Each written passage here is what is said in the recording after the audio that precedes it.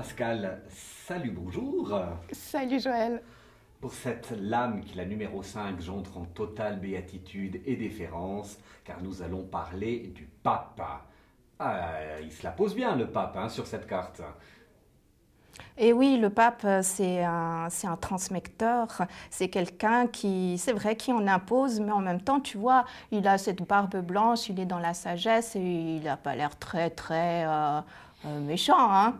Bienveillant, on dira. On Oui. dirait, voilà, il est vraiment dans la bienveillance. Il a ses petits-enfants ou ses initiés qui viennent l'écouter. Donc ça va être quelqu'un qui va transmettre quelque chose, le pape. Quand on a ça dans un tirage, ça veut dire que nous, on doit soudainement être attentif à transmettre quelque chose. Ou il va falloir qu'on invite quelqu'un à nous transmettre quelque chose, qu'on aille faire un cours, qu'on aille... C'est un petit conseil d'humilité en disant, faut là que tu t'ouvres un tout petit peu, que tu sortes de ta zone de confort.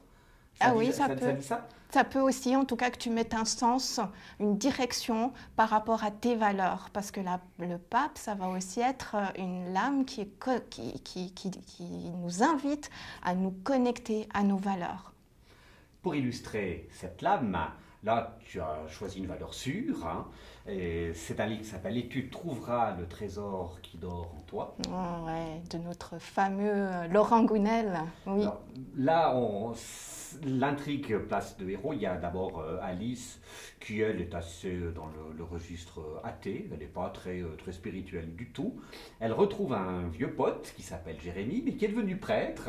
Et lui, il se désole parce que son église, elle est plutôt vide. Et puis celle qui est spécialisée en marketing va venir aider celui qui est plutôt spirituel. Et l'alliance des deux va donner des choses assez intéressantes. Ça fait des étincelles quand on lit ce genre de livre. Ah ouais, et en plus, on ne le lâche pas jusqu'à la fin du bouquin. Donc c'est vraiment la différence entre la religion et la spiritualité. Parce que du coup, elle va ouvrir un champ de conscience à notre ami prêtre qui va quand même apprendre passablement de choses. Et elle aussi, parce qu'elle va tomber Et elle également aussi. sur des escrocs. Il y a une séquence géniale quand elle va dans le château rencontrer celui qui avait écrit sur toute la spiritualité, puis qui en fait qui est un fumiste de premier ordre, la spiritualité orientale, précisons-le. Mais là, le pape n'a rien à voir avec ça, évidemment. Eh ben, ça peut être quelqu'un de complètement dogmatique, le pape, s'il est mal aspecté. Alors oui, bien sûr, ça peut avoir, effectivement. Donc on doit sortir de sa zone de confort, être ouvert à beaucoup de choses, mais se méfier quand même. Eh Non? oui, Mhm. eh oui. Donc cette carte-là incite aussi à la prudence.